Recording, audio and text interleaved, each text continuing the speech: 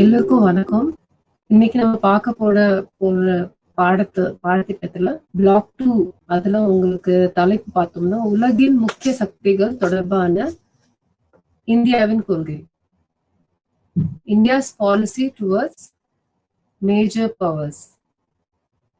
So இந்த அலகுல என்னென்ன இருக்குன்னா, இந்த யூனிட்ல 5, 6, 7 3 அலகு வரும். இந்த யூனிட் ஃபுல்லாமே பாத்தீங்கன்னா நம்ம இந்தியாவோட முக்கியமான கொள்கை, வெளிநாட்டு உறவுகள் கூட எப்படி இருக்கு, முக்கியமான 3 நாடுகள் நாடுன்னு சொன்னோம்னா அமெரிக்கா, ரஷ்யா மற்றும் சீனா. இவங்க 3க்குள்ள நம்மளோட தொடர்பு, இந்தியாவோட தொடர்பு எந்த விதமா அமைந்திருக்கு தான் இன்னைக்கு பார்க்க போறோம். இப்ப முதல் பகுதியில அமெரிக்கா ஒரு பகுதியுமா நாடு அவங்க எல்லாம் கூட்டமைத்து ஒருத்தர் இந்த ஒரு பனிப்போர் லெவல்ல கொண்டு போயிட்டு இருந்தாங்க. சோ அது தொகுதி அரசியல் சகாப்தம் சொல்லுவோம். இப்ப இந்த சகாப்தம்ல எல்லா நாட்டையும், உலகத்துல இருக்கிற எல்லா நாடும் உலக போர் முடிஞ்ச பிறகு ஏதாவது ஒரு கூட்டமைப்புல சேர சொன்னாங்க. அப்ப நம்ம இந்தியான்னு பார்த்தோம்னா, இந்தியா எந்த நாட்டுக்குமே சேர ரெடியா இல்ல, தயாரா இல்ல. ஏன்னு சொன்னோம்னா, நம்ம அணிசாரா இயக்கத்தோட ஒரு முக்கியமான நபரா அங்க நின்னோம். ஜவஹர்லால் நேரு அவர்கள் இருக்கும்போது இந்த அணிசாரா இயக்கம் என்ற ஒரு இயக்கத்தை அவர் உருவாக்குனாரு. இதுல அவரு ரஷ்யா கூடயும் நட்பு நாடா இருக்கணும், அதோட அமெரிக்கா கூடயும் நட்பு நாடாக இருக்கணும்னு சொல்லிட்டு அவரு இது மாதிரி ஒரு அணிசார இயக்கத்தை உண்டாக்குனார். இப்ப இந்த அணிசார இயக்கத்தோட தலைவர்னு பார்த்தோம்னா ஜவஹர்லால் நேரு அவர்கள் தான். மத்த எந்தெந்த நாடு இதுக்கு ஒத்துழைப்பு கொடுத்துச்சுன்னு சொன்னோம்னா, எகிப்து, இந்தோனேஷியா, அப்புறம் யுகோஸ்லேவியா. இவங்க ரொம்ப முக்கியமா இந்தியாவோட நின்னாங்க. ஆனா இந்த NAM அணிசாரா இயக்கம் என்ன பிரச்சனை உண்டாக்குச்சுன்னா, அமெரிக்காவும் இந்தியாவுக்குள்ள இருக்கிற தொடர்பை கொஞ்சம் பிரச்சனைக்கு கொண்டு வந்துச்சு. ஏன்னா நம்ம அமெரிக்கா கூட மொத்தமா நம்ம சேரல. சோ அதனால நம்ம USSR கூடயும் ரஷ்யா கூடயும் சேரல. சோ 2 பேருக்கூடயும் நம்ம நண்பர்களா இருந்தோம். சோ இது ஆரம்ப ஆண்டுகள்ல நடந்த விஷயங்கள். சரி, அடுத்தபடி இதே ஆரம்ப ஆண்டுகள் என்னாச்சு, புதுசா நம்ம இந்தியா உருவாக்கும் போதே நெஹ்ருவோட கோட்பாடு படி அவரு 5 ஆண்டு திட்டங்கள் கொண்டு வரணும். யாரோட மாதிரின்னு சொன்னோம்னா, ரஷ்யாவோட நாட்டோட அவங்க திட்டங்கள், அந்த திட்டங்கள் முறையில நம்மளும் 5 ஆண்டு திட்டங்களை கொண்டு வருவோம்னு சொல்லிட்டு கொண்டு வந்தாங்க. இப்ப ரஷ்யாவோட நிறைய கொள்கைகள் நம்ம இந்தியாக்குள்ளேயுமே கொண்டு வந்தாங்க. இன்னொரு பகுதியில் நம்ம பார்த்தோம்னா, நம்ம நட்பு உறவு ரஷ்யா கூட கொஞ்சம் அதிகமாவே இருந்துச்சு. எந்தெந்த துறைன்னு சொல்லணும்னா, இன்ஃபர்மேஷன் டெக்னாலஜி, தொழில்நுட்பத்துல நம்ம அவங்க கூட சேர்ந்துட்டோம். அணு ஆற்றல் முறை அது கிடைக்கிறதும் நமக்கு ரஷ்யா மூலமா அதிகமா ஒரு சப்போர்ட் கிடைச்சது. உணவு உதவி திட்டம் சொல்லிட்டு உணவு உதவி திட்டமும் நம்ம ரஷ்யா கூட கிடைச்சது. அதோட அமெரிக்காவும் என்ன பண்ணாங்க, சரி ஓகே இது ஓரளவு இந்தியா ரஷ்யா கூட இருக்காங்கன்னு சொல்லிட்டு அவங்களுமே ரஷ்யாவோட பங்கை நிலைநாட்டுறதுக்கு இந்தியாவுக்கு சப்போர்ட் பண்ணாங்க. ரொம்ப முக்கியமான ஒரு கொள்கை இதுல பார்த்தோம்னா பசுமை புரட்சி, கிரீன் ரெவல்யூஷன் சொல்லுவாங்க. இப்ப இது முக்கியமா நம்ம ரஷ்யாவோட கொள்கையில இருந்து எடுத்தது. ஸோ இது எல்லாமே நம்ம சோசியலிஸ்டோட கொள்கையில இருந்து நம்ம எடுத்து நம்ம நாட்டை உருவாக்குறதுக்காக முயற்சி செய்தது ஆரம்ப ஆண்டுகள்ல. இப்ப இங்க நம்ம அமெரிக்காவோட பங்கை பார்த்தோம்னா ரொம்ப குறைவாவே இருக்கு, இல்லாத மாதிரியும் இருக்கும். இரண்டாவது பகுதின்னு பார்த்தோம்னா பனிப்போர் கட்டம் சொல்றோம். பனிப்போர் கட்டம்னா நான் ஏற்கனவே சொன்ன மாதிரி ரஷ்யாவும் அமெரிக்கா அவங்க கூட்டணி சேர்ந்து அவங்களுக்குள்ள நாடுகளுக்குள்ள ஒரு பனிப்போர் உருவாகிட்டு இருந்துச்சு. ஏன்னா உலகப்போர் முடிஞ்ச பிற்பாடு யாரு பெரிய நாடு, எந்த நாடு பெரிய நாடு மத்த நாடோட ஆதிக்கம் யாருக்கு அதிகமா இருக்கு. ஸோ இது மாதிரி ஒரு போட்டி அவங்களுக்குள்ள இருந்தது.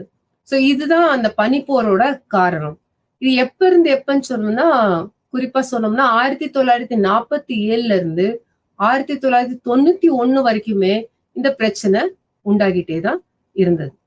ஸோ 1956 பார்த்தோம்னா ரொம்ப முக்கியமான ஒரு நிகழ்வு சுயஸ் கால்வாய் பிரச்சனை, சுயஸ் கெனாலோட பிரச்சனைன்னு சொல்லுவோம். இப்ப இந்த பிரச்சனைகள் என்னாச்சுன்னா, அந்த ஈஜிப்ட் கூட இருக்கிற வர்த்தகத்தை பிரிட்டன், பிரான்ஸ் அந்த நாடுகள் கொஞ்சம் நிப்பாட்டி வைக்கணும்னு முயற்சி பண்ணாங்க. அப்ப இந்த பிரச்சனையில பாத்தீங்கன்னா இந்தியா நம்ம அமெரிக்காவுக்கு ஓரளவு சப்போர்ட் பண்ண முடியல. ஸோ அதனால அந்த டைம்ல ஒரு பிரச்சனை அமெரிக்காவுக்கும் இந்தியாவுக்கும் இருந்துச்சு. சரி, அடுத்து ஆனா கொஞ்சம் சமரசமா ஆறதுக்கு 1960 ஜனாதிபதி டுவேட் ஐசனோவர் அவரு வந்தாரு. ஸோ அவர் வருகை ஓரளவு இந்தியாவும் அமெரிக்காவுக்கும் உள்ள இருக்கிற உறவை மேம்படுத்துச்சு. சீனா இந்தியா மீது படையெடுப்பு ரொம்ப முக்கியமான நிகழ்வு 1962 அப்ப நடந்தது. அந்த சமயத்துல சீனா படையெடுப்பு எடுக்கும் போது நமக்கு ஆதரவா அமெரிக்கா எந்த விதத்தையும் உதவி பண்ணல. இது ரொம்ப முக்கியமான விஷயம். நமக்கு 1947 சுதந்திரம் கிடைக்குது. உடனே சீனாவோட நமக்கு என்ன ஆகுது, ஒரு பிரச்சனை, ஒரு போர் நடக்குது. இந்த போர்ல பிரிட்டனுமே அமெரிக்காவுக்கு ஆதரவு பண்றாங்க. அதனால பிரிட்டனுமே நமக்கு சப்போர்ட் பண்ண மாட்டேங்கிறாங்க. சோ இப்ப இந்த பிரச்சனை என்ன ஆகுதுன்னா, இன்னும் நமக்குள்ள ஓரளவு விரிசலை உண்டாக்குது. அமெரிக்காவும் இந்தியாவுக்குள்ள விரிசல். சீனா கிட்ட நம்ம தோத்துறோம். சோ அதுக்கப்புறம் என்ன ஆச்சு, நம்ம இந்த சீனா இந்தியாவோட உறவு பார்க்கும்போதே நான் சொல்றேன். அடுத்து ஜான் எஃப் கென்னடி அவர் இருக்கிற காலத்துல நமக்கும் அமெரிக்காவுக்கும் இந்தியாவுக்கும் ஓரளவு தொடர்பு ரொம்ப அதிகமா இருந்தது. ஆனா அவரோட காலம் முடிஞ்ச பிறகு ஜனாதிபதி லிண்டன் ஜான்சன் அவர்கள் வந்தாரு. சோ அவர் வந்த பிறகு இன்னும் ஓரளவு கென்னடியோட செயல்பாடுகளை அவரு சப்போர்ட் பண்ணாரு. அவரு அதை ஏத்துக்கிட்டாரு. சோ அதுபடி நமக்கு ஒரு உதவி பண்ணாங்க, அமெரிக்கா உதவி பண்ணாங்க. இது ரொம்ப பெரிய உதவியா அமைஞ்சிச்சு. என்னன்னு சொன்னோம்னா, தாராபூர் அணுமின் நிலையம், டாப்ஸ்ன்னு சொல்லுவாங்க, தப்ஸ்ன்னு சொல்லுவாங்க, தாராபூர் அணுமின் நிலையம். இப்ப இந்த ஒரு நிலையத்தை உண்டாக்குனாங்க. இது யாரோட உதவின்னு சொன்னோம்னா, அமெரிக்காவோட முழு உதவியுமே இந்தியாவுக்கு இது உருவாக்குறதுக்குள்ள இருந்தது. அதே மாதிரி இந்த தேவையான சண்டை போருக்காக தேவையான பொருட்கள் சொல்லணும்னா PL 480 ஒரு அக்ரிமெண்ட், ஒரு கையொப்பம் கொடுத்தாங்க 1973. சோ இதுலயுமே நமக்கு அமெரிக்காவுக்கும் இந்தியாவுக்கும் ஓரளவு தொடர்பு மேம்படுத்துச்சு. அப்புறம் ஜிம்மி கார்ட்டர் அவர் பிரசிடென்ட், அவரோட வருகை எப்பன்னா 1978 அவர் வந்தாரு, இந்தியாவுக்கு வந்தாரு. சோ அப்பயுமே நிறைய அவங்க உதவி பண்ணாங்க. உதவின்னு சொன்னோம்னா நமக்குள்ள இருக்கிற ஒப்பந்தங்கள்ல நிறைய கையெழுத்திட்டாரு. அப்புறம் ரொம்ப முக்கியமான விஷயம், போக்ரன் ஒரு நமக்கு நிகழ்வு நடந்துச்சு. இந்திரா காந்தி அவரோட காலத்துல 1974 இந்தியா முழுமையா என்னாச்சு, அணு வெடிப்பு செஞ்ச பிறகு அந்த டைம்ல 1974 இந்தியா ஒரு பெரிய அணுசக்தி எடுத்த நாடா உருவாகுச்சு.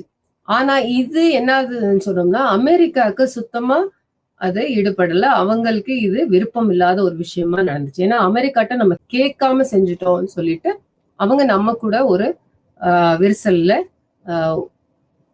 ஆயிட்டாங்க. சோ ஆனா நமக்கு உதவி செஞ்சதுக்கு யாருன்னு சொன்னோம்னா, ரஷ்யா தான் அவங்க நமக்கு அந்த அணுமின் விஷயங்கள்ல எல்லா உதவியும் பண்ணாங்க. அப்ப இதனால என்ன ஆச்சுன்னு சொன்னா, இந்த தாராபூர் அணுமின் நிலையம்னு சொன்னேன் இல்லையா, அப்ப தாராபூர் அணுமின் நிலையத்துக்கு தேவையான எரிபொருள் யாருன்னா அமெரிக்கா தான் கொடுத்துட்டு இருந்தாங்க. அப்ப அந்த எரிபொருள் எல்லாம் கொடுக்காம நிப்பாட்டிட்டாங்க.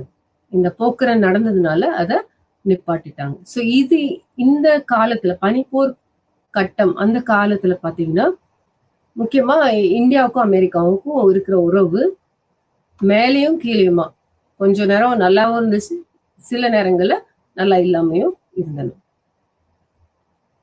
3வது கட்டம் பார்க்கணும், பனிப்போர் கட்டம் 1947. எதனால இந்த என்னென்ன காரணிகள் இருந்துச்சு சொல்லி பார்க்கலாம். இப்ப ஃபர்ஸ்ட் நான் ஏற்கனவே சொன்ன மாதிரி NAM அணிசாரா இயக்கம் அது சுத்தமாவே நமக்கு அமெரிக்காவுக்கு சார்ந்ததா இல்லை, அவங்களுக்கு பிடிக்கல. ஸோ அதனால அவங்க இந்தியா கூட சந்தோஷமா இல்லை, இந்தியா கூட ஒரு உறவு கொண்டு போறதுக்கு அவங்க ரெடியா இல்லை. சோசியலிச திட்டமிடல், ஸோ நான் சொன்னேன் 5 ஆண்டு திட்டங்கள் யார்கிட்ட வாங்கணும், ரஷ்யாட்ட இருந்து நம்ம தெரிஞ்சுக்கிட்டோம். ஸோ அப்ப ரஷ்யாட்ட இருந்து இந்தியா அந்த திட்டங்கள் செயல்படுத்துறாங்கன்னா சோசியலிசம் அவங்களுக்கு விருப்பம் இருக்கு. நம்ம எல்லாருக்குமே ஓரளவுக்கு தெரியும்னு நினைக்கிறேன். ரஷ்யாவுக்கும் அமெரிக்காவுக்கும் ஏற்கனவே பனிப்போர் போயிட்டு இருக்கு, உதவி வாங்குறாங்க. அப்ப நிச்சயமா என்ன ஆகுது, ஒரு நட்புறவு இந்த பக்கம் போச்சுன்னா அந்த இன்னொரு பக்கம் என்ன ஆகுது, அந்த நட்புனால ஒரு விரிசல் ஒரு 2 நாடு அமெரிக்காவுக்கும் இந்தியாவுக்கும் உருவாக்குது. ஸோ 2 பேருமே எதிரிய நிலைக்கு ஓரளவு தள்ளப்படுறாங்க. அடுத்து 3வது கம்யூனிஸ்ட் சீனாவை இந்தியா அங்கீகரித்துள்ளது. ஸோ கம்யூனிஸ்ட்னு சொல்றோம் சீனாவை. ஸோ இந்தியா என்ன செய்யுதுன்னா சீனாவோட திட்டங்களை எடுத்துக்க மாட்டேங்குது. அப்புறம் அமெரிக்கா என்ன பண்றாங்கன்னா பாகிஸ்தான் கூட நெருக்கத்துல இருக்காங்க. சரி, ஏன் இந்த நெருக்கம் வருதுன்னு சொன்னோம்னா அவங்க ஒரு போருக்காக ஆப்கானிஸ்தான் கூட ஒரு போர் உண்டாக்குறதுக்காக அவங்க பாகிஸ்தான் கூட நெருக்கத்துல வராங்க. அடுத்து கொரியா நெருக்கடி, அது ஒண்ணு இருக்கு. கொரியா நெருக்கடியில இந்தியா கொரியாவுக்கு சப்போர்ட்டா இருக்காங்க, அமெரிக்கா கொரியாவுக்கு எதிர்ப்பா இருக்காங்க. ஏன்னா கொரியாவும் இந்தியா மாதிரி ஆயுத பொருட்கள்ல அதிகமா உபயோகம் பண்றாங்கன்னு சொல்லிட்டு அமெரிக்கா அதுக்கு தலையிடுறாங்க. அடுத்து ஜம்மு காஷ்மீர்ல ஐக்கிய அமெரிக்கா நிலைப்பாடு, அந்த நிலைப்பாடு எப்படி இருக்குன்னா ஜம்மு காஷ்மீர் விஷயத்துல அமெரிக்கா நமக்கு எந்த விதத்திலயுமே ஆதரவு கொடுக்கல, பாகிஸ்தானுக்கு தான் ஆதரவு கொடுத்தாங்க. அப்புறம் USSR இருக்கிற ஏற்கனவே சொன்ன மாதிரி ரொம்ப நெருக்கம், இந்தியாவுக்கும் USSRக்கும் இருக்கிற நெருக்கத்தை பார்த்த உடனே அமெரிக்காவுக்கு என்ன தோணுச்சுன்னா நம்ம அவங்களுக்கு தேவையில்லை. ஸோ அதனால USSR கூட அவங்க செய்யறதுனால நம்மளோட உறவு மேம்படுத்தாம அவங்க காரணிகள் பார்க்கலாம். அணு ஆயுத பரவல் தடை ஒப்பந்தம், நான் ப்ராலிஃபரேஷன் ட்ரீட்டின்னு சொல்லுவோம், அது ஒரு ஒப்பந்தம். அப்புறம் அதோட விரிவான சோதனை தடை ஒப்பந்தம் CTBT, இது 2 எதுக்கு கையெழுத்திட சொன்னாங்கன்னா நான் சொன்ன போக்ரன் அந்த இடத்துல நம்ம இந்தியாவோட சயின்டிஸ்ட் மூலமா உருவாக்குன ஒரு ஆயுதத்தை மிசைல நம்ம டெஸ்ட் பண்ணும்போது அவங்களுக்கு என்ன ஆகுதுன்னா அமெரிக்காவுக்கு எப்படி நம்மள கேட்காம ஒரு நாடு பெரிய நாடா உருவாகலாம், இந்தியா எப்படி பெரிய நாடா உருவாகலாம். ஸோ அதனால அவங்க என்ன பண்றாங்க, இதுக்கு ஒரு தடை விதிக்கணும்னு சொல்லிட்டு இந்த 2 ஒப்பந்தத்தை கொண்டு வராங்க. அதுல சைன் போடணும்னு கட்டாயப்படுத்துறாங்க. ஆனா இந்தியா அரசாங்கம் என்ன சொல்றாங்கன்னா நாங்க அதை கையெழுத்திட மாட்டோம். இது எப்பன்னு சொன்னோம்னா ஓரளவு இந்திரா காந்தி அவங்களோட ஆட்சி காலத்துல இது நடந்துச்சு. அப்புறம் அணுசக்தி வழங்க அமெரிக்கா என்ன பண்ணுச்சுன்னா மறுப்பு தெரிவிச்சிருச்சு. இது சைன் போடலன்னு அணுசக்தி வழங்க மறுப்பு. ஸோ தாராப்பூர் அணு நிலையத்துல தேவையான அணுசக்தி கிடைக்காது. அப்புறம் ஏவுகணை தொழில்நுட்ப கட்டுப்பாடு ஆட்சி, ஸோ அமலாக்குவதில் அமெரிக்காவோட நோக்கம் இருந்துச்சு. இதுவுமே பார்த்தீங்கன்னா ஏவுகணை விடக்கூடாதுன்றதுனால கொண்டு வந்த ஒரு கட்டுப்பாடு ஆட்சி. இந்த ஆட்சியில நம்ம இந்தியா சேராம இருந்துட்டோம். ஸோ இது ஒரு காரணம், அமெரிக்காவும் இந்தியாவுக்கு இருக்கிற ஒரு பிரச்சனைக்கு ஒரு காரணமா இருந்துச்சு. நான் குறிப்பு ஒண்ணு சொன்னேன் உங்களுக்கு, பாகிஸ்தான் கூட ஏன் அமெரிக்கா ரொம்ப அதிகமா உதவி பண்ணிட்டே இருக்காங்கன்னு சொன்னோம்னா ஆப்கானிஸ்தான் பகுதியில ரஷ்யா அவங்க படையெடுப்பு பண்ணாங்க. ஸோ படையெடுக்கும் போது இவங்க என்ன பண்ணாங்கன்னா அமெரிக்கா அந்த ஆப்கானிஸ்தானை நம்ம உள்ளாட்சி ஆக்கணும்னு சொல்லிட்டு பாகிஸ்தானுக்கு ஆயுதங்களை கொடுக்க ஆரம்பிச்சிட்டாங்க. சொல்ல புரியுதுன்னு நினைக்கிறேன். ஆப்கானிஸ்தானை கைப்பிடித்தணும்னு பாக்குறாங்க ரஷ்யா. ஸோ இவங்க என்ன பண்றாங்க, பாகிஸ்தான் மூலமா அமெரிக்கா அவங்களுக்கு ஆயுதங்களை கொடுத்து பாகிஸ்தானை போய் அந்த ஆப்கானிஸ்தானோட பகுதியை இவங்க எடுத்துக்கணும்ன்ற மாதிரி முயற்சிக்கு உதவி செய்யறாங்க. ஸோ அது மாதிரிதான் தொடர்பு பாகிஸ்தானுக்கும் அமெரிக்காவுக்கும் இருக்கிற தொடர்பு ரொம்ப நெருக்கமா இந்த ஆப்கானிஸ்தான் பிரச்சனையில உருவாகுது. அப்போ அந்த காலகட்டத்துல ரொனால்ட் ரீகன் அவரோட காலம் நடக்குது. அதே காலத்துல டியாகோ கார்சியான்னு சொல்லி ஒரு இடம், ஒரு அமெரிக்காவோட தளம், அந்த தளம் உருவாக்குறாங்க. அந்த தளத்துல பாத்தீங்கன்னா நம்ம இந்தியாவும் என்ன சொல்றாங்கன்னா, இந்த பெருங்கடல்ல நீங்களா ஒரு தளம் உண்டாக்குறது எல்லாருக்கும் ஆபத்தான ஒரு விஷயம்னு சொல்றாங்க. ஆனா அமெரிக்கா அதை கேட்காம இருக்காங்க. ஸோ இது ஒரு காரணியா இருக்கு. அமெரிக்காவும் இந்தியாவும் கொஞ்சம் தள்ளி இருக்கிறதுக்காக காரணம். சரி, பனிப்போருக்கு பிந்தைய கட்டம். இப்ப வரைக்கும் நம்ம பனிப்போருக்குள்ள இருக்கிற கட்டங்கள்லாம் முடிச்சிட்டோம்.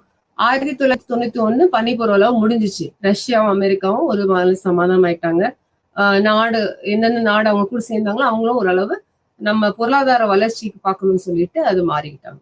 இப்ப இந்த ஆண்டுகள்ல பார்த்தோம்னா 1991 சோவியத்தோட சரிவு நம்ம பார்க்கலாம். அவரோட பொருளாதார நிலை பார்த்தோம்னா சோவியத் சரிவுல போயிட்டு இருந்தாங்க. வளர்ச்சி அவங்களுக்கு கிடைக்கல. அப்ப அந்த டைம்ல பனிப்போர் முடிவாகுது. சோவியத்தோட நிலை இந்தியா பாக்குறாங்க. அப்ப இந்தியா என்ன செய்யறாங்க, இந்தியாவுக்குமே அதே பிரச்சனை நடக்குது. என்ன பிரச்சனைன்னு சொன்னோம்னா அவங்களுக்கு தேவையான எக்கனாமிக் கிரைசிஸ், பொருளாதார நெருக்கடி வருது இந்தியாவுக்கு. இங்கேயுமே நமக்கு என்னது, நிறைய கடன் பிரச்சனைகள் உருவாக. ஸோ அப்ப அந்த நேரத்துல இந்தியா என்ன செய்யறாங்கன்னா பொருளாதார தாராளமயமாக்குதல். போன பிளாக் 1ல நீங்க பாத்தீங்கன்னா உங்களுக்கு கொஞ்சம் அந்த தெளிவாயிருக்கும். 3 விஷயம் சொல்லணும். தாராளமயமாக்குதல், LPG, liberalisation, privatisation, globalisation. So இந்த 3 விஷயங்களுமே இந்தியா என்ன செஞ்சிச்சு, எடுத்துக்கிச்சு. இது எல்லாம் ஐரோப்பிய நாடும் அமெரிக்கா நாடோட கொள்கை. அப்ப அந்த கொள்கையை இந்தியா என்ன பண்ணுதாங்க, பொருளாதார பிரச்சனைய சரி பண்றதுக்காக அந்த திட்டத்தை எடுத்துக்கிறாங்க. இப்ப இது எப்ப நடந்துச்சுன்னு சொன்னோம்னா நம்ம மன்மோகன் சிங் அவர் ஃபைனான்ஸ் மினிஸ்டர் இருக்கும்போது இது நடந்துச்சு. ஸோ அமெரிக்கா இந்தியா ஒரு இப்பதான் என்ன ஆகுதுன்னா புதிய இருதரப்பு உறவுகள் உண்டாக்குது. இந்த தாராளமயமாக்குதல்னு சொல்லும் போது என்னன்னா, யுஎஸ்ஏல இருக்க அமெரிக்கால இருக்கிற எல்லா நிறுவனங்களும் என்ன செய்யலாம், நேரடியா முதலீடு பண்ணி இங்க அவங்களோட நிறுவனங்களை கொண்டு வரலாம். ஸோ இது மாதிரி ஒரு திட்டத்தை கொண்டு வந்த உடனே அமெரிக்காவுக்கும் இந்தியாவுக்கும் இருக்கிற ஒரு உறவு நல்ல உறவா மாற ஆரம்பிச்சது. ஸோ இந்த டைம்ல பிரதம மந்திரி யாருன்னா நரசிம்ம ராவ் இருந்தாரு. அப்ப 1992 கூட்டு கடற்படை பயிற்சியும் அமெரிக்காவும் இந்தியாவும் சேர்ந்து பண்ணாங்க. ஸோ இப்போ இன்னும் உறவு என்னாச்சு, மேம்படுத்த ஆரம்பிச்சிருச்சு. ஸோ பனிப்போருக்கு அப்புறம் தான் அமெரிக்காவும் இந்தியாவுக்குள்ள இருக்கிற ஒரு உறவு நல்ல உறவா மாற ஆரம்பிச்சிச்சு. அப்புறம் 1944 அதிகாரப்பூர்வமா ஒரு வார கால அமெரிக்கா பயணம். யாருன்னு சொன்னோம்னா நம்ம இவர் போனாரு, பிரதம மந்திரி போனாங்க. ஸோ அப்ப அந்த டைம்ல நிறைய பரிந்துணர்வு ஒப்பந்தம், MOU, மெமரண்டம் ஆஃப் அண்டர்ஸ்டாண்டிங் சொல்லுவோம் இல்லையா, அது மாதிரி ஒப்பந்தங்கள். முக்கியமா பாத்தீங்கன்னா டிஃபென்ஸ் ஒப்பந்தம், ஒரு நாட்டுக்குள்ள இருக்கிற அந்த தேவையான டிஃபென்ஸ் முறைகள் எல்லாத்தையுமே ஓரளவு சேமா கொண்டு வரணும்னு சொல்லிட்டு அந்த ஒப்பந்தங்கள், அதோட வாணிப ஒப்பந்தங்களுமே நிறைய பண்ணாங்க.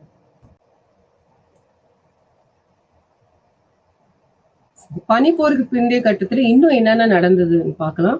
1995 அமெரிக்கா பாதுகாப்பு மற்றும் வர்த்தக செயலர்களின் இந்தியா வருகை. ஸோ ரெண்டு பக்கத்திலயுமே பாதுகாப்பு மற்றும் வர்த்தக செயலர் 2 பேருமே பேச்சுவார்த்தை நடத்திக்கிட்டாங்க, பல ஒப்பந்தங்களை கையெழுத்திட்டாங்க. ஸோ இது இன்னுமே அவங்களுக்கு ஒரு நல்ல உறவை உண்டாக்குச்சு அமெரிக்காவும் இந்தியாவும். அமெரிக்க வர்த்தக சட்டங்கள் இந்தியாவின் ஏற்றுமதியை பாதித்தன. ஆனா வர்த்தக சட்டம் நம்ம ஒப்பந்தம் சொல்றோம், ஆனா நிறைய தடைகளுமே அமெரிக்கா போட்டாங்க. நம்ம இஷ்டத்துக்கு நம்ம என்ன ஏற்றுமதி பண்ண முடியும். இறக்குமதி ரொம்ப அதிகமா இருந்துச்சு அமெரிக்கால இருந்து. ஆனா நம்ம இந்தியால இருந்து ஏற்றுமதி அமெரிக்காக்கு போகும்போது நிறைய அவங்க என்ன பண்ணுவாங்க, டாரிஃப், வரிமுறைகள் எக்கச்சக்கமா போட்டாங்க. ஸோ அது கொஞ்சம் பிரச்சனைகள் கொண்டு வந்தாங்க. அப்புறம் பாகிஸ்தானுக்கு F-16 விமானங்கள் விற்பனை பண்ணாங்க அந்த காலத்துல 1995. ஸோ இதுமே நமக்கு ஒரு உறவுல ஒரு பின்னடைவை சந்திக்கிற மாதிரி கொண்டு வந்துச்சு. அப்புறம் தாராபூர் அணு உலைக்கு என்ன ஆச்சுன்னா அணு எரிபொருள் விநியோகம் பாதிக்கப்பட்டது. ஏன்னா இந்த பாகிஸ்தான் கூட திரும்ப பிரச்சனைன்னு இங்க அணு எரிபொருள் கொடுக்கறதும் கொஞ்சம் நிப்பாட்டிட்டாங்க. ஸோ அமெரிக்கா சூப்பர் கம்ப்யூட்டர் இந்தியாவிற்கு விற்க மறுத்தது. ஸோ ஏற்கனவே இந்த காலத்துல என்ன சொன்னாங்கன்னா, அமெரிக்கா நான் சூப்பர் கம்ப்யூட்டர் உருவாக்குறத நிச்சயமா இந்தியாவுக்கு வழங்குறேன்னு சொன்னாங்க 1991. ஆனா 1995 இந்த பிரச்சனைகள்லாம் நடக்கும்போது பாகிஸ்தான் கூட அவங்களோட உறவு ரொம்ப ஸ்ட்ராங்கா ஆகுறதுனால அவங்க என்ன பண்ணிட்டாங்க, சூப்பர் கம்ப்யூட்டரும் கொடுக்க மாட்டேன்ட்டாங்க. ஆனா இது ஒரு நல்ல விஷயமா அமைஞ்சிச்சு இந்தியாவுக்கு. ஏன்னா நம்மளே என்ன பண்ணிட்டோம், நம்மளோட சயின்டிஸ்டே அந்த சூப்பர் கம்ப்யூட்டர் உருவாக்குறதுக்கு வழியை கண்டுபிடிச்சிட்டோம். தற்காப்பு உறவுகள் சுமாரான ஆரம்பம். தற்காப்பு உறவுகள் என்னன்னு சொன்னோம்னா, முழு பனிப்போர் காலத்திலும் இந்தியா மற்றும் அமெரிக்காவின் பாதுகாப்பு மற்றும் பாதுகாப்பு உணர்வுகள் மிகவும் வேறுபடுத்ததாக இருந்துச்சு. பாதுகாப்பு மற்றும் பாதுகாப்பு பிரச்சனைகளில் ஒத்துழைக்க முடியாத அளவுக்கு முரண்பட்டதாகவும் இருந்தன.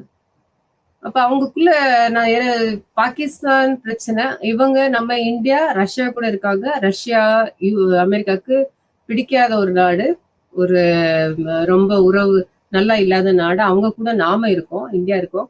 அப்ப சைனா கூட பாகிஸ்தான் இருக்காங்க. ஸோ சைனா இந்தியாவுக்கு நல்ல உறவு இல்லாத நாடுகள். ஸோ இது மாதிரி ஒரு உள்ளுக்குள்ளே ஒரு பிரச்சனைகள், ஒரு உறவுகள்ல ஒரு பிரச்சனைகள் கொண்டு வந்துட்டே தான் இருந்துச்சு இந்த காலத்துல. ஸோ அவங்களால என்ன பண்ண முடியல, இந்தியா அமெரிக்காவுக்குள்ள ஒரு ரொம்ப நெருக்கமான ஒரு உறவு கொண்டு வர முடியல. தற்காப்பு உறவுகளின் சுமாரான ஆரம்பம் வேற என்ன சொல்லலாம்னா, 1950 பிரிட்டிஷ் மற்றும் ஆஸ்திரேலியா கூட இணைந்து கூட்டு பயிற்சிகள் நம்ம இந்தியா பண்ணாங்க. இப்ப பிரிட்டிஷ்காரங்க ஆஸ்திரேலியா கூட அவங்க கூட சேர்ந்து நம்ம பண்ணோம். அப்புறம் நிறைய பாத்தீங்கன்னா டேங்கர், இந்த பாதுகாப்பு விஷயமா என்னென்ன தொடர்போ அது பிரிட்டன் கூட ஆஸ்திரேலியா கூட பண்ணாங்க. இந்த இது எல்லாமே ராணுவ முறைகளை தேவையான விஷயம் எல்லாமே $19 மில்லியன் மதிப்புள்ள 200 ஷெர்மன் டேங்க், ஃபைட்டர் டேங்க் இருக்கு இல்லையா அது, மற்றும் S-55 ஹெலிகாப்டர் மற்றும் 57C 119 ஃபேர்சைல்ட் ராணுவ போக்குவரத்து விமானங்கள் இந்திய விமானப்படைக்கு IAF இந்தியன் ஏர்ஃபோர்ஸ்க்கு விற்பனை செய்ய அமெரிக்கா ஒப்புதல் அளித்தது. அப்ப இந்த இதெல்லாமே நம்ம பணம் நம்ம தான் கொடுக்குறோம், அவங்க கொடுக்குறாங்க. ஸோ ஆனாலுமே அந்த ஒப்பந்தமே ரொம்ப முக்கியமான ஒரு விஷயமா அப்ப இருந்துச்சு. ஸோ அமெரிக்காவில இருந்து இந்தியா பாதுகாப்பு கொள்முதல் ஆரம்ப ஆண்டுகளில் மிகவும் குறைவா இருந்தது. இது ஓரளவு சின்ன லெவல்ல தான் இது நடந்துச்சு, ரொம்ப பெரிய லெவல்ல நடக்கல. ஓரளவு அமெரிக்கா சப்போர்ட் பண்ணுச்சு. எதுலன்னு சொன்னோம்னா நமக்கு பாதுகாப்பு முறையில ஓரளவு சப்போர்ட் பண்ணாங்க. தற்காப்பு உறவுகளை சுமாரான ஆரம்பம் திரும்ப பார்த்தோம்னா 1962 நடந்த சீன இந்திய போர். அப்போது என்ன ஆச்சுன்னா, அமெரிக்கா இந்தியாவுக்கு ராணுவ தளவாடங்களை வழங்கியது. ஸோ அமெரிக்கா இந்தியாவுக்கு ராணுவ தளவாடங்கள் கொடுக்குறாங்க. ஆனா முழுமையா அவங்க இந்தியாவுக்கு சப்போர்ட் எல்லாம் பண்ணல. ஓரளவு அவங்க செய்யலாம், நீங்க உங்களுக்குள்ள நீங்க போற பாத்துக்கோங்க, நாங்க வெளியில இருந்து அதை பாத்துக்கிறோன்ற மாதிரி இருந்தாங்க. ஸோ அதனாலதான் என்ன ஆச்சுன்னா, அமெரிக்கா 1961, 62 மற்றும் 1962, 63 நிதி ஆண்டுகளுக்கு 2 பில்லியனுக்கும் அதிகமான பொருளாதார உதவிகள் வழங்கியது. சும்மா வழங்கினாங்க நினைக்க வேண்டாம். எப்பயுமே ஒரு பொருளாதார உதவிகள் நமக்கு கிடைக்குதுன்னா நிச்சயமா அது ஒரு குறிப்பிட்ட வட்டி விகிதத்தோட தான் இருக்கும். ஸோ அமெரிக்காவும் அதே மாதிரி நமக்கு நிதியாண்டுல உதவி பண்ணாங்க. இன்னும் அந்த இது செயல்படுத்தாம அப்படியேதான் 1991 இது ஒரு பிரச்சனையா அமைஞ்சிச்சு நமக்கு. பேலன்ஸ் ஆஃப் பேமெண்ட் கிரைசிஸ், பொருளாதார நெருக்கடி சொன்னேன் இல்லையா, இப்போ இந்த அமெரிக்கா கொடுத்த ஒரு பணம் தான் அது ஒரு நெருக்கடியா அப்போ அமைஞ்சது. இன்ட்ரெஸ்டிங்கா இருக்குன்னு நினைக்கிறேன். அடுத்து தற்காப்பு உறவுகளில் சுமாரான ஆரம்பம். 1980 ஆப்கானிஸ்தானும் சோவியத்து தலையீடு பண்ணாங்க. அமெரிக்கா ராணுவ வன்பொருளை இந்தியாவிற்கு விற்க முன் வந்தது, தேவையான பொருளை கொடுக்க வந்தது. இந்தியாவின் ஜாகுவார் விமானத்திலும் அணுசக்தி துறையிலும் மேம்பட்ட அமெரிக்கா மின்னணு வழிகாட்டுதல் முறைகளை பயன்படுத்துவதை ஜேம்ஸ் கார்ட்டர் அவர் பிரசிடென்ட் நிர்வாகம் ஏற்க மறுத்துச்சு. ஸோ அதன் முந்தைய கொள்கையை மாற்றி அமைத்தது. ஸோ 1980 ஆப்கானிஸ்தான் சோவியத் தலையீடு சோவியத் யாருக்கு நமக்கு சார்ந்தது, இந்தியாவுக்கு சார்ந்து இருக்காங்க. ஸோ அதனால அமெரிக்காக்கு என்ன ஆகி போச்சு, நம்ம இந்தியாவுக்கு எதுக்கு நம்ம எல்லாத்தையும் கொடுக்குறோம், ஒரு அளவு உதவி பண்ணுவோம். ஸோ ஜாகுவார் விமானத்தை மேம்பட்ட அமெரிக்கா மின்னணு வழிகாட்டுதல் முறையே அது கொடுத்துட்டு, ஆனா முழுமையா அவங்க கொடுக்கல, முழுமையா எந்த உதவியும் கொடுக்கல, பாதுகாப்புக்கு கொடுக்கல இந்தியாவுக்கு. ஸோ அதுபடி கொள்கையும் மாற்றிச்சு. இந்தியாவுக்கு எப்ப பார்த்தாலும் நம்ம பாதுகாப்புக்கு தேவையான பொருட்களை கொடுக்கறது கொஞ்சம் குறைப்போம்னு சொல்லி கொண்டுச்சு. அப்புறம் தாராப்பூருக்கு மேலும் 2 செறிவூட்டப்பட்ட யுரேனியம் எரிபொருள் ஏற்றுமதி செஞ்சோம். ஆனா என்னன்னா இதுவுமே தாராப்பூருக்குமே முழுமையா அவங்க செய்யல, ஓரளவு யுரேனியம் பொருள் கொடுத்தாங்க. 1984 என்ன நடந்துச்சு, தொழில்நுட்ப பரிமாற்றம் நடந்துச்சு. இது தொடர்பாக அமெரிக்கா மற்றும் இந்தியா இடையே பரிந்துணர்வு ஒப்பந்தம் கையெழுத்து. ஸோ தொழில்நுட்ப முறையில என்னென்ன உதவி பண்ணுமோ எல்லாம் செய்யறோம் சொல்லிட்டு அமெரிக்காவும் இந்தியாவுக்கும் ஒரு 1984 ஒரு ஒப்பந்தம் கையெழுத்திட்டுப்பட்டுச்சு. இதே டைம்ல இந்தியா சூப்பர் கம்ப்யூட்டர்கள் ஜெனரல் எலக்ட்ரிக், அந்த கம்ப்யூட்டர் நிறுவனம் ஜெனரல் எலக்ட்ரிக், அவங்க F404 இன்ஜின்களை இலகுரக போர் விமானம், அந்த போர் விமானம் இது எல்லாமே பாத்தீங்கன்னா நம்ம அமெரிக்கா தான் நமக்கு அந்த பொருள் எல்லாருமே இறக்குமதி பண்ணாங்க. ஸோ நம்ம நிறைய இறக்குமதி பண்ணோம் இந்தியால அமெரிக்கால இருந்து. ஸோ இது எல்லாமே நமக்கு முக்கியமான ஒரு கட்டம் தான். ஏன்னா தொழில்நுட்பத்துல பரிமாற்றம் நமக்கு இந்த டைம்ல அதிகமா அமெரிக்கால இருந்து கிடைச்சிச்சு. இப்போ இந்த திட்டத்திற்காக இந்திய கடற்படை கப்பல்கள் மேம்படுத்துவதற்காக இன்னும் என்ன கொடுத்தாங்கன்னா LM-2500 கேஸ் டர்பைன் இன்ஜின்கள், அந்த இன்ஜின்களோட முக்கியமான ஒரு தொழில்நுட்பம் எல்லாம் அவங்க பொருளை இந்தியாவுக்கு தந்தாங்க 1984. 1987 அமெரிக்கா வழங்கிய ஏற்றுமதி உரிமங்கள் என்னன்னு சொன்னோம்னா, இந்தியா 7வது இடத்துல இருக்கு. இந்தியாவுக்கு நிறையவே அவங்க என்ன சொல்ற உரிமை கொடுத்தாங்க.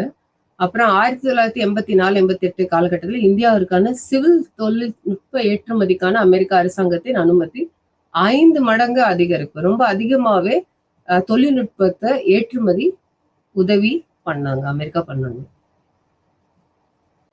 1985 ரீகன் நிர்வாகத்தில் கொள்கை வகுப்பாளர் சொற்குறு என்னன்னு சொன்னோம்னா, இந்தியாவிற்கு திறக்கப்பட்டது. அவங்க ஒரு சொற்குறு ஒரு டேர்மே கொண்டு வந்தாங்க, இந்தியா ஓப்பன் ஃபார் இந்தியா, இந்தியாவுக்கு நம்ம எப்பயுமே என்ன செய்வோம், உதவி பண்ணுவோம். 1984 ரீகன் ஒரு பிரசிடென்டா இருந்தாரு, பிரதம மந்திரி இருந்தாரு. அப்ப அந்த டைம்ல அவரு சொன்னது, சரிங்களா. அடுத்த 1986-87 1986-87 அப்புறம் 88 அமெரிக்க பாதுகாப்பு செயலர் இந்தியாவிற்கு விஜயம் செய்த வந்தாரு இங்க. அமெரிக்காவிற்கும் இந்தியாவிற்கும் இடையிலான உறவுகள் இன்னும் மேம்படுத்துச்சு. ஸோ 1986, 87, 88 ரொம்ப நல்லாவே நம்ம அமெரிக்கா கூட சேர்ந்து இருந்தோம். 1989 இந்தியா அமெரிக்காவோட பாதுகாப்பு ஒத்துழைப்பு இன்னும் நிறைய ஆச்சு.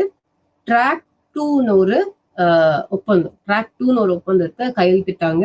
இது ஒரு பெரிய ராஜதந்திரம் முக்கியமான, ஏன்னா இதுல நிறைய அந்த டிஃபென்ஸ்க்கு தேவையான பொருட்களை பத்தின விஷயங்கள் எல்லாருக்குள்ளும் பரிமாறிக்கிட்டாங்க.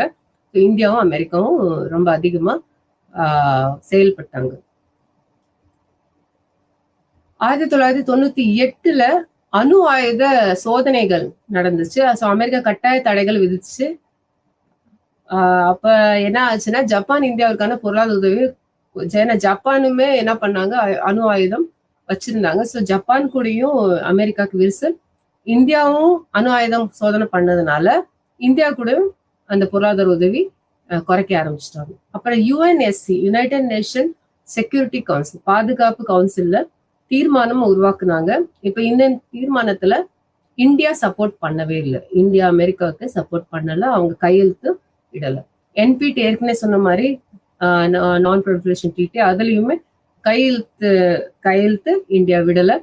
ஏன்னா நியூக்ளியர் நாங்க அணுமின் இதுல பெரிய ஆள் ஆகணும்னு சொல்லிட்டு நம்ம கையெழுத்து விடல. அடுத்து காஷ்மீர் பிரச்சனைக்கு தீர்க்கிறதுக்கு இந்தியா கேட்டுக்கொண்டது, அதுவும் அமெரிக்கா ஓரளவு உதவி செய்யல. அப்புறம் கிளின்டனோட சீனாவுடன் ஒரு புதிய ஒரு கூட்டாண்மை உருவாக்குச்சு. ஸோ அப்ப சீனா கூட அமெரிக்கா சேர்றாங்கன்னு நமக்கு இன்னும் என்ன பிரச்சனைகள் ஆரம்பிச்சிருச்சு. 1998 நடந்துச்சு. 1999 கார்கில் போர் ரொம்ப முக்கியமான ஒரு போர். இதுல பாகிஸ்தான் குற்றவாளின்னு நம்ம இந்தியா தரப்புல சொன்னாலுமே அமெரிக்கா தரப்புல தான் அதை ஒத்துக்கல. 1999 கார்கில் போர். இப்ப இந்த போர்லயுமே நமக்கும் அமெரிக்காவுக்கும் கொஞ்சம் பிரச்சனைகள் உருவாக்குச்சு. 2008 ஆனா நம்ம என்ன பண்ணோம்னா $15 மில்லியனுக்கும் அதிகமான மதிப்புள்ள பாதுகாப்பு ஒப்பந்தங்கள் நிறைய கையெழுத்திட்டாச்சு அமெரிக்கா கூட. எல்லாமே ஆனா வாங்குறது மாதிரிதான் நம்ம கையெழுத்திட்டோம். நம்ம நாட்டுல இருந்து ஏற்றுமதி இல்லை, இறக்குமதி தான் அதிகமா பண்ற மாதிரி நம்ம ஒப்பந்தத்துல கையெழுத்திட்டோம். இப்ப எதிர்பார்க்கப்பட்ட விற்பனை 24 MH-60 Seahawk multi role naval ஹெலிகாப்டர்கள் வாங்கணும். அதோட A64 அப்பாச்சி தாக்குதல் ஹெலிகாப்டர்கள், அது ஒரு முக்கியமான அப்பாச்சி ஹெலிகாப்டர், அது வாங்கணுங்க. சாத்தியமான வணிக விற்பனை ஆகியவை அடங்கும். இதுல சாத்தியமான வணிக விற்பனையுமே இதுல கையெழுத்து. $15 மில்லியன் ரொம்ப அதிகமான ஒரு அமௌண்ட், ஒரு தொகை.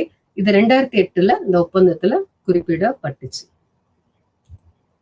2002 என்னாச்சு, அணு உறவுகள் எப்படி இருந்துச்சுன்னா, இந்தியா தனது அணுசக்தி திட்டத்தை சர்வதேச அளவில் நெருக்கமாக கண்காணிக்க அனுமதிக்க ஒப்புக்கொண்டது. நீங்க எல்லாமே பாத்துக்கலாம். நாங்க அணு மின் நீங்க ரெடி பண்ணாலும் அணுசக்திக்கு உண்டாக்குனாலும் நாங்க யாருக்குமே பாதிப்பு உண்டாக்க மாட்டோம், நாங்க ஃபர்ஸ்ட் எதுவுமே பிரச்சனை உண்டாக்க மாட்டோம்னு சொல்லிட்டு வெளிப்படையா இந்தியா பிரகடனம் செஞ்சுச்சு. சோ இப்ப இது ஓகேன்னு சொல்லிட்டு 2000 ஓரளவு எல்லா உலக நாடுமே இந்தியாவை பாராட்ட ஆரம்பிச்சிருச்சு. 2002 123 ஒப்பந்தம் சொல்லிட்டு, அது 123 ஒப்பந்தம் என்னன்னா, எல்லா நாடுக்குமே நம்ம என்ன சொல்றோம்னா பேச்சுவார்த்தை நடத்துறோம். இந்த பேச்சுவார்த்தையில நாம செஞ்ச அணு சோதனை நல்ல முறையான அணு சோதனை சொல்லிட்டு அந்த விஷயத்த வெளிப்படுத்தி பேசுறோம். சரி, இந்தியா அமெரிக்கா அணுசக்தி ஒப்பந்தம் 18 ஜூலை 2005. இது ரொம்ப முக்கியமான ஒரு ஒப்பந்தம். ஏன்னா இதுல Henry J Hyde United States அவரு, அப்புறம் இந்திய அமைதியான அணு ஒத்துழைப்பு சட்டம், இந்த சட்டத்தை கொண்டு வர்றதுக்கு இது கையெழுத்திடப்பட்டுச்சு. ஸோ ரெண்டுக்குள்ளேயுமே அணுசக்தி ஒப்பந்தத்தை இன்னும் நல்லா ஸ்ட்ராங் ஆக்குறது. ஸோ அமெரிக்கா இப்ப என்ன ஆச்சுன்னா இந்தியாவுக்கு சப்போர்ட் பண்ற மாதிரி 2005 கையெழுத்திட்டு பண்ணிட்டாங்க. 2006 என்ன செஞ்சாங்கன்னா NSSP மூலோப கூட்டாண்மைன்னு சொல்லிட்டு, அப்புறம் தொழில்நுட்ப ஒத்துழைப்பு குழு HTCG அதுக்கு ஒரு ஒப்பந்தத்தை கொண்டு வந்தாங்க, அதையும் கையெழுத்திட்டாங்க. அமெரிக்காவுடன் இரட்டை பயன்பாட்டு தொழில்நுட்பமும் நம்ம இந்தியா பண்ணுச்சு. இரட்டை பயன்பாடு தொழில்நுட்பம் நம்ம இந்தியால இருந்து அவங்க பயன்படுத்துவாங்க. இப்ப சேட்டலைட் எல்லாம் பாத்தீங்கன்னா தெரியும் உங்களுக்கு, சேட்டலைட் இருக்கிற பயன்பாடு எல்லாம் இப்ப அமெரிக்காவுக்கும் நம்ம இந்தியா வழங்குறோம். ஸோ இது மாதிரி ரெண்டு பக்கமும் தொழில்நுட்பத்தை பரிமாற்றம் செஞ்சுக்கலாம்னு சொல்லிட்டு ஒரு ஒப்பந்தத்தை கையெழுத்திட்டாங்க. 2008 NSG விலக்கு போயிடுச்சு. எல்லா விலக்கும் அமெரிக்கா எடுத்துட்டாங்க. அப்புறம் P8 போய்சடான் ராணுவ விமானங்கள் இந்தியாவிற்கு விற்பனை செய்தாங்க. அப்புறம் இந்தியா அமெரிக்கா அணுசக்தி ஒப்பந்தம் நடந்துச்சு. அப்புறம் அமெரிக்கா இந்தியா அணுசக்தி ஒத்துழைப்பு ஒப்புதல் மற்றும் பரவல் தடை மேம்படுத்தல் சட்டம், இது மாதிரி அது ஒரு புது சட்டத்தை உண்டாக்குனாங்க ரெண்டு பேருக்குள்ள ஒரு நல்ல உறவை கொண்டு வர்றதுக்கு. அக்டோபர் 10, 2008 இந்தியாவும் அமெரிக்காவும் இந்த இதை கையெழுத்திட்டாங்க. பயன்படுத்த மாட்டோம், ரொம்ப தேவைப்பட்டா பயன்படுத்துவோம் சொல்லி அந்த குறிப்புல வரும். சரி, ஐநா பாதுகாப்பு கவுன்சில் சீர்திருத்தங்கள்ல அமெரிக்கா வெளியுறவு அமைச்சர் ஹிலாரி கிளின்டன் அவங்க UNSC இந்தியாவுக்கு நிரந்தர இடம் கொடுங்கன்னு சொல்லி கேட்டாங்க. இப்ப இது ஒரு 2010 அந்த ஆண்டுல நடந்துச்சு. ஸோ 2010 ஜனாதிபதி பராக் ஒபாமா உறுதிமொழி செஞ்சாங்க, நிச்சயமா UNSC இந்தியாவை நம்ம சேர்க்கணும், நிரந்தர உறுப்பினர் சேர்க்கணும். அப்புறம் ஏற்றுமதி கட்டுப்பாடு முறைகள்ல என்னாச்சுன்னா 1998 போக்ரான் அணு ஆயுத சோதனை நடந்துச்சு இல்லையா. அதாவது அதிபர் கிளின்டன் என்ன செஞ்சாரு, இந்தியா மீது பொருளாதார மற்றும் ராணுவ தடைகளை விதித்தாரு. ஸோ இது ஒரு பிரச்சனை அந்த டைம்ல ஏற்கனவே சொன்ன மாதிரி நடந்தது. ஸோ ஏற்றுமதி கட்டுப்பாடு முறைகள் கொஞ்சம் அதிகமா தான் இன்னமும் அமெரிக்காவுக்கும் இந்தியாவுக்கும் இருக்கு. ஏற்றுமதி கட்டுப்பாடு முறைகளை இன்னொன்னு என்ன பண்ணாங்கன்னா 2002 அக்னி ஏவுகணைகளை 700 கிலோமீட்டர் வீச்சு மதிப்பை இந்தியா பரிசோதித்தது. ஸோ 2002 அக்னி ஏவுகணையை பரிசோதிச்சு அப்ப அந்த டைம்லயும் அமெரிக்காவும் இந்தியாவுக்கு கொஞ்சம் பிரச்சனை.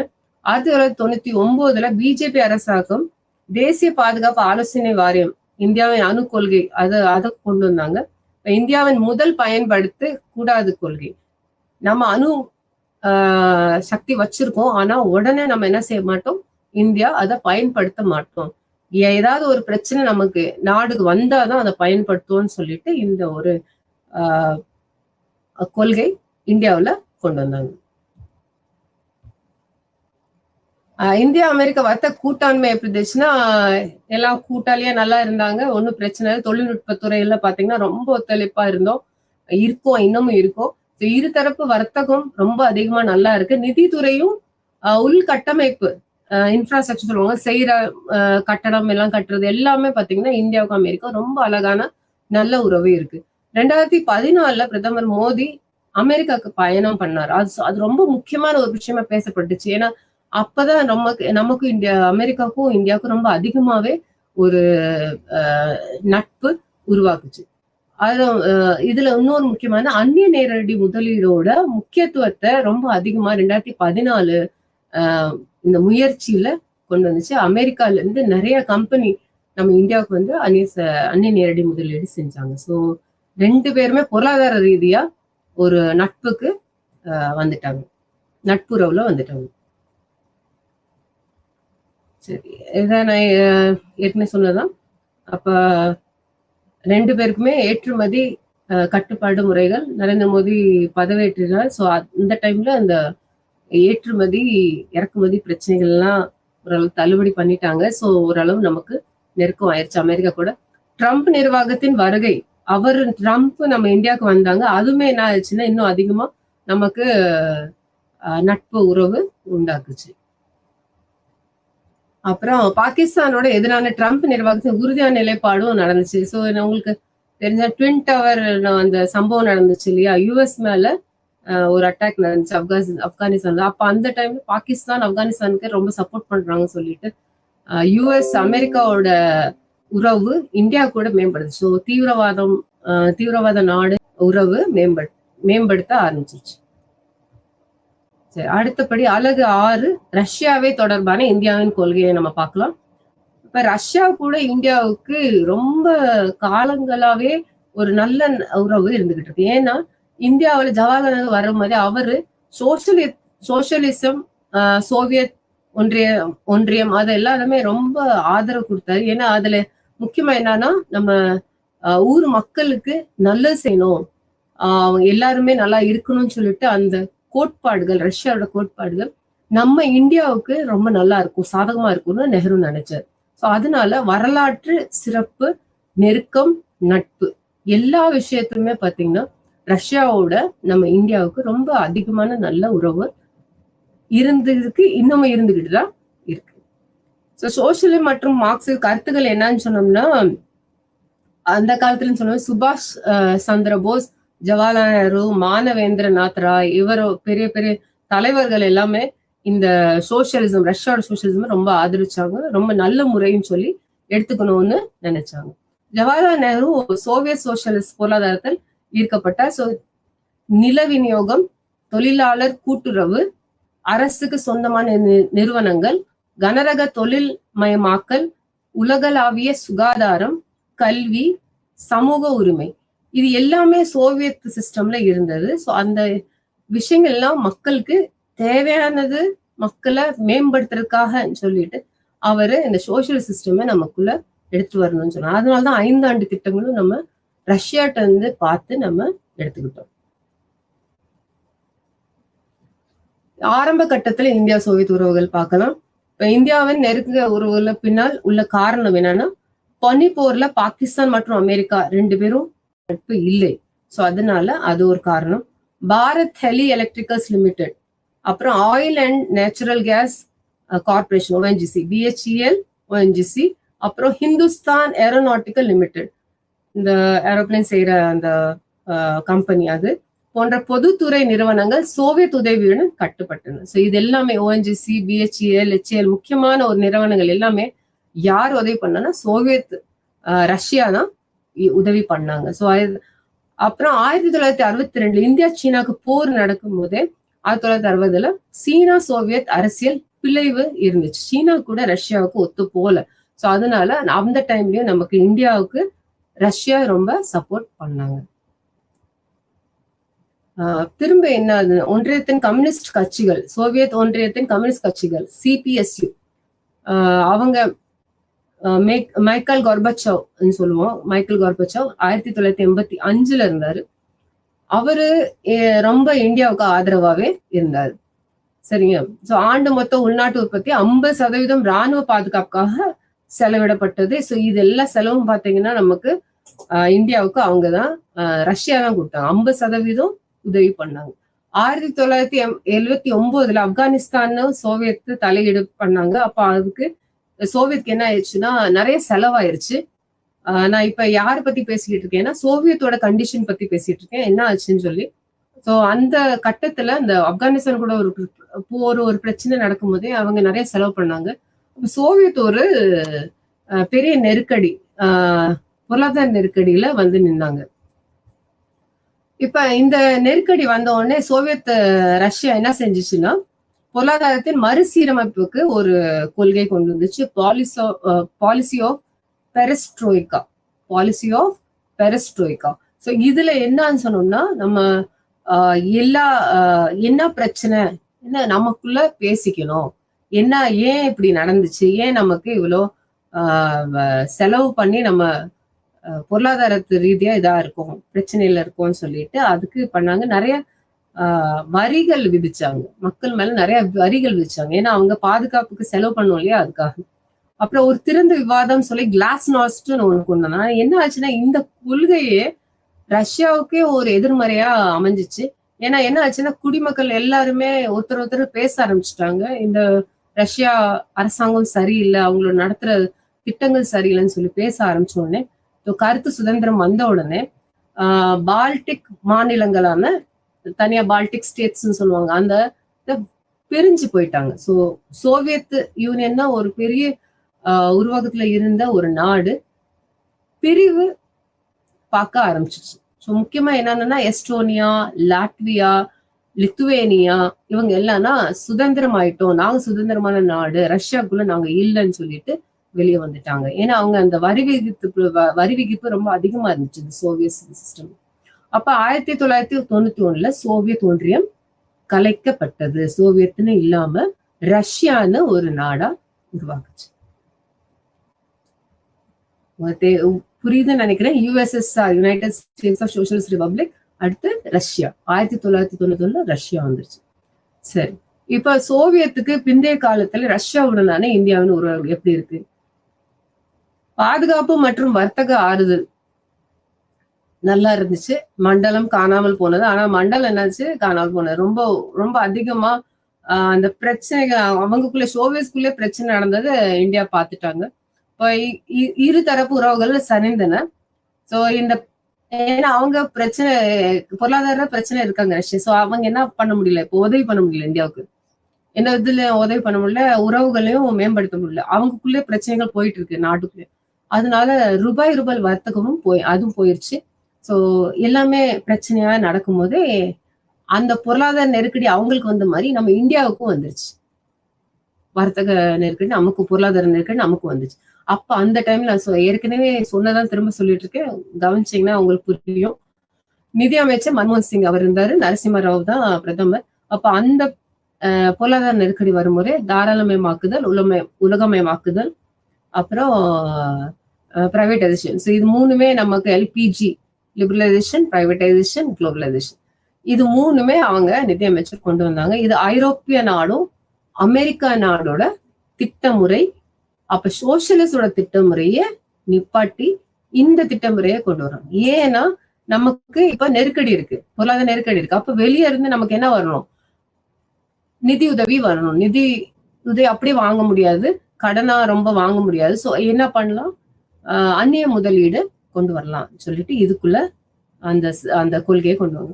இப்ப இப்ப இந்தியாவும் ரஷ்யாவும் நட்புறவு மற்றும் ஒத்துழைப்புக்கான புதிய ஒப்பந்தத்தில், ஆனா ரஷ்யா புது நாடு மாதிரி அமைஞ்சிச்சு. ஸோ அதனால அவங்களுக்கு இருக்கிற உறவுகள் பிரச்சனை ஆகல, இருந்துட்டு தான் இருந்துச்சு. ஸோ கையெழுத்திட்டு 2 பேரும் வர்த்தகத்தை அடுத்து கொண்டு போனாங்க. இராணுவத்துறையில் ஒத்துழைப்பு ஒப்பந்தம். இராணுவத்துறையில் ரொம்ப முக்கியமா ரஷ்யாவோட பங்கு இருக்கு இந்தியாவுல. கிரையோஜெனிக் ராக்கெட் என்ஜின்கள் அதை வழங்கினாங்க. அப்புறம் 1994 இந்திய பிரதமர் நரசிம்மராவ் இருக்கும்போது பல்லின நாடுகளின் நலன்களை மாஸ்கோ பிரகடனம் ஒண்ணு அவங்க கையெழுத்திட்டாரு, அங்க போய் கையெழுத்திட்டாரு.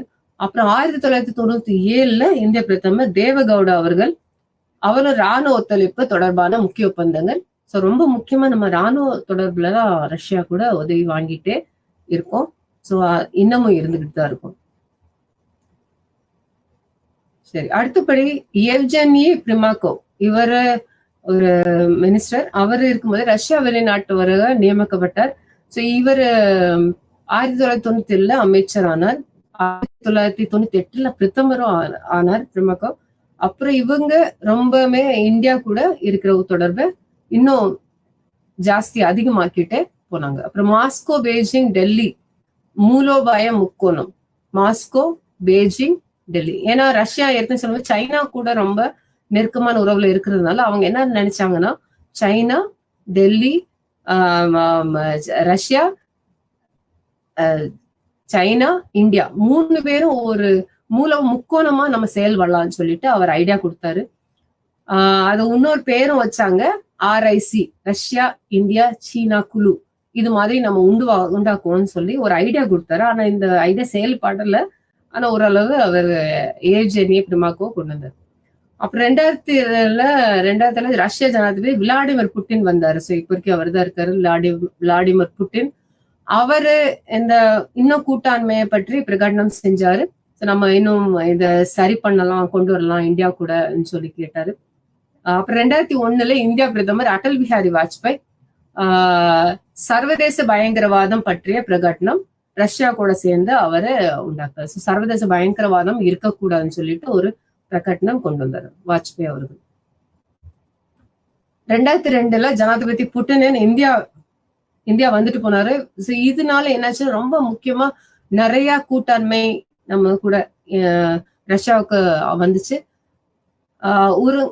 ஒருங்கிணைப்பதற்கான ஒப்பந்தங்கள், டெல்லி பிரகடனம் மற்றும் பொருளாதார, அறிவியல் மற்றும் தொழில்நுட்ப ஒத்துழைப்பு, இந்த மேம்படுத்துறதுக்காக வலுப்படுத்துதல் மற்றும் மேம்படுத்துறதுக்கான கூட்டு பிரகடனம் எல்லாமே அக்ரிமெண்ட் சைன் பண்ணாங்க. ஸோ இது புட்டின் இந்தியா வருகை வந்த உடனே நமக்கு 2002 இந்தியாவும் ரஷ்யாவுக்கு இருக்கிற சம்பந்தம் இன்னும் ரொம்ப அதிகமா நல்ல உறவா மாறுச்சு. 2010 மூலோபாய கூட்டாண்மை ஒரு சிறப்பு மற்றும் சலுகை பெற்ற மூலோபாய கூட்டாண்மையா நிலைக்கு மூலோபாயன்னு சொல்லும் போது எல்லாமே என்னன்னா, பாதுகாப்பு முறைக்கு தேவையான சார்ந்த உதவிகள் எல்லாமே ரஷ்யா நமக்கு செய்யறேன்னு ரெடியா இருந்தாங்க. இந்தியாவும் ஏன்னா அது நமக்குள்ள இருக்கிற அந்த தொடர்பும் அவங்களுக்குள்ள என்னென்ன உதவி பண்ண முடியும், ரஷ்யாவுக்கு பண்ண முடியும், பண்றோம்னு சொல்லிட்டு ஒப்பந்தம் எல்லாம் கையெழுத்து இடப்பட்டது. ஐநாவில் இந்தியா ரஷ்யா ஒருங்கிணைப்பு எப்படி இருக்கு? காஷ்மீர் கோவா விடுதலை, அப்புறம் பங்களாதேஷ் போரில் சோவியத் இந்தியாவே ஆதரித்தது. கோவால ஒரு போர் நடந்துச்சு, காஷ்மீர்ல ஒரு போர், பங்களாதேஷ்ல ஒரு போர் இந்தியாவுக்கும் நடந்துச்சு. அப்போ அந்த எல்லா 3 போர்லயுமே யாரு நமக்கு உதவி பண்ண? சோவியத்து நமக்கு ரொம்ப ஆதரவு கொடுத்தாங்க. மற்ற நாடு எந்த நாடும் நமக்கு கொடுக்கல. 1968 செக்கோஸ்லோவாக்கியா மற்றும் 1980 ஆப்கானிஸ்தான்ல சோவியத் அலியிட்டு. அப்ப உடனே இந்தியா என்ன பண்ணுச்சு, அவங்களுக்கு ஆதரவு நம்ம தந்தோம். செக்கோஸ்லோவாக்கியால அவங்க ரஷ்யா எடுத்துக்கணும்னு நினைக்கும் போதே, ஆப்கானிஸ்தான்ல சோவியத் தலையிடும் போதே இந்தியா அவங்களுக்கு ஆதரவா இருந்துச்சு. 1999 யுகோஸ்லோவியாவின் உள்நாட்டு போரில் நேட்டோ தலையிட்டு இந்தியா எதிர்த்தது. ஸோ நேட்டோ யாரு கூட எதிரினா ரஷ்யாவோட எதிரி. ஸோ அதனால அதுக்கு நம்ம என்ன பண்ணோம், எதிர்ப்பு தெரிவிச்சோம். இது எல்லாமே அவங்க நம்ம கூட ரஷ்யாவுக்கும் இந்தியாவுக்கும் இருக்கிற தொடர்பு இன்னும் நல்லா பண்ணுன்றதுக்காக பிரதமர்கள் எடுத்த முடிவுகள். அடுத்து 5வது இந்தியா ரஷ்யா ஒருங்கிணைப்பு பார்த்தோம்னா லிபியா தொடர்பான United nation security council, UN பாதுகாப்பு கவுன்சில், அதில் தீர்மானம் 1973 இந்தியாவும் ரஷ்யாவும் வாக்களிக்க மாட்டேன்ட்டாங்க லிபியாவுக்கு தொடர்பான விஷயத்துல. ஏன்னா அது அமெரிக்காவோட சம்பந்தப்பட்ட விஷயம். அந்த விஷயத்துல நம்ம ரஷ்யாவும் இந்தியா என்ன செஞ்சுட்டோம், இல்ல லிபியாவும் நீங்க யுஎஸ்காரங்க அமெரிக்காக்காரங்க எடுத்துக்கிறது சரியில்லைன்னு சொல்லிட்டு வாக்களிக்க மறுத்து விட்டாங்க. ஐநா மனித உரிமை கவுன்சிலர்ல 34வது அமர்வு அதுல மியான்மர், இலங்கை மற்றும் இஸ்ரேல் தொடர்பான ரஷ்யாவின் நிலைப்பாட்டை இந்தியா ஆதரித்தது. ஸோ எல்லா விஷயத்திலுமே ரஷ்யா செய்யற எல்லா விஷயத்திலையுமே இந்தியா ஆதரவு செஞ்சுச்சு. அடுத்தபடி பயங்கரவாதம். ஸோ அமெரிக்காவில் 9 செப்டம்பர் 11 சொல்லுவோம் இல்லையா, பயங்கரவாத ட்வின் டவர் தாக்குதல் அப்ப நடக்கும்போது பிறகு இருவருமே என்னாச்சு, யுஎன்எஸ்சி தீர்மானம் ஒரு நம்பருக்கு 13,737 அதுல அதை ஆதரிச்சாங்க. ரஷ்யா, இந்தியா 2 பேரும் சேர்ந்து இதுல என்ன சொல்றாங்கன்னா தீவிரவாதமே எதிர்க்கணும், எல்லா நாடுமே தீவிரவாதத்தை எதிர்க்கணும்னு சொன்னாங்க. எதிர்க்கணும், வேண்டாம்னு சொல்லணும், அவங்கள சப்போர்ட் பண்ணக்கூடாதுன்னாங்க. அப்புறம் ஈரான் அணுசக்தி பிரச்சனை, அதுல என்னாச்சுன்னா ஈரானுக்கு எதிரான யுஎன்எஸ்சி தீர்மானங்களை ரஷ்யா ஆதரிச்சிச்சு. ஈரானுக்கு ரஷ்யா ஆதரிச்சிச்சு, ஆனா America ஆதரிக்கல.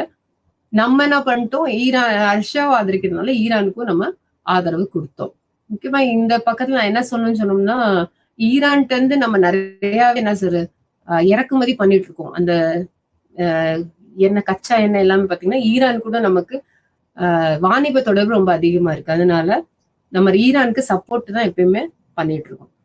UNHRC, United Nation Human Rights Commission, அதுல அமர்வுகளில் தீர்மானங்களுக்கு எதிராக இந்தியா வாக்களித்தது.